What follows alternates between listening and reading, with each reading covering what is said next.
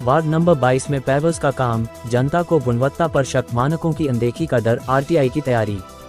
Gulbarga, ward number 22 के छठेवाड़ी, भगवानवाड़ी और उस्मानिया मस्जिद के आसपास के इलाकों में इन दिनों पेवर्स फुटपाथ के लिए लगाए जा रहे ब्लॉक्स का काम जोर शोर से चल रहा है। हालांकि स्थानीय निवासियों और नागरिक समूहों को शक है कि इस काम में गुणवत्ता मानकों का पालन नहीं किया जा रहा है और यह काम केवल दिखावे तक सीमित रह गया है। फंडिंग को लेकर संदेह, बताया जा रहा है कि यह परियोजना 15वें वित्त आयोग के फंड से हो रही है और साथ ही कल्याण कर्नाटका क्षेत्रीय विकास बोर्ड KKRDB के फंड का उपयोग भी हो रहा है, ऐसा जनता को संदेह है।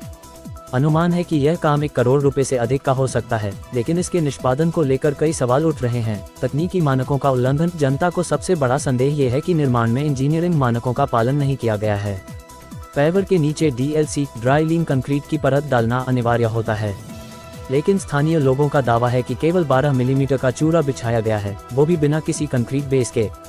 इंजीनियरिंग गाइडलाइंस के अनुसार अगर DLC न हो तो पेवर जल्दी धंस सकता है, टूट सकता है या असमान हो सकता है, खासकर बरसात के मौसम में। इसका सीधा मतलब है जनता के पैसे का दुरुपयोग और काम की टिकाऊपन पर बड़ा सवाल। जिम्मेदार अधिकारियों से जवाबदेही की मांग। इस काम की निगरानी के लिए PWD के अधिकारी कलीम साहब और समदानी साहब का नाम सामने आ रहा है।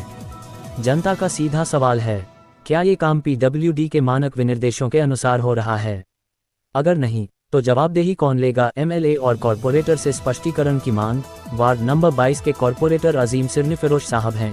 ये सुनिश्चित करना उनकी जिम्मेदारी है कि हर कार्य पारदर्शिता से हो। MLA नॉर्थ से भी आग्रह है कि वे स्थिति स्पष्ट करें और बताएं कि जो फंड आया है उसका सही ढंग से उपयोग हो रहा है या नहीं।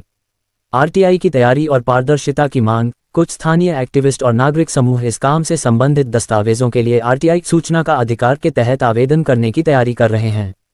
RTI के अंतर्गत वे निम्न जानकारी मांगेंगे: फंड आवंटन का विवरण, टेंडर की प्रति, वर्क ऑर्डर और कॉन्ट्रैक्टर का नाम, गुणवत्ता निरीक्षण रिपोर्ट, साइट इंजीनियर की डेली रिपोर्ट, यदि जारी हुई हो तो पूर्णता प्रमाण पत्र। इस RTI का एक ही उद्देश्य है, पैसा जनता का है तो जवाबदेही भी जनता के सामने होनी चाहिए। उद्धरण चिन्ह, जनता का पैगाम, काम सही करो वरना जनता सवाल करेगी। ये हमारा पैसा है और हमें पूरा हक है जानने का कि काम ठीक से हो रहा है या नहीं। ये सिर्फ वार्ड नंबर 22 की बात नहीं है, बल्कि यह एक बड़ा मुद्दा है जनता की जवाबदेही का। चाहे नॉर्थ हो या साउथ, हर जगह तकनीकी मानकों और पारदर्शिता की जरूरत है।